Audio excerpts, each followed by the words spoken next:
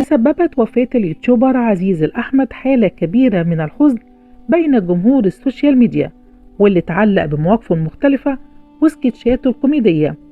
وسادت حالة كبيرة من الحزن على وفاة اليوتيوبر السعودي عزيز عند العلم بوفاته بسبب حالته الصحية، حيث يعاني من مرض خلقي نادر يجعل الإنسان يعاني من التقزم ونقص هرمون النمو وضعف البنية وغيرها من المشكلات الصحية.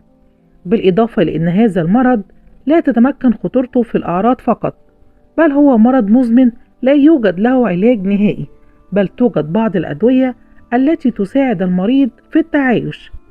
لكن معاناة الأشخاص المصابين بهذا المرض لا تقف عند هذا الحد، بل حتى العلاج الذي يساعدهم على التحسن والتعايش مع المرض يسبب لهم العديد من المضاعفات، زي الصداع الشديد وآلام المفاصل ومشاكل في الرؤية وتورم اليدين والقدمين وانحناء العمود الفقري. لك أن تتخيل المعاناة التي كان يعيشها اليوتيوبر عزيز، وبالرغم من ذلك كان يحاول عيش حياته بشكل طبيعي ويقدم محتوى على السوشيال ميديا. وللأسف يتوفى معظم الأشخاص المصابين بنفس مرض اليوتيوبر عزيز في سن صغيرة، حيث مات البلوجر السعودي في منتصف العشرينات من العمر.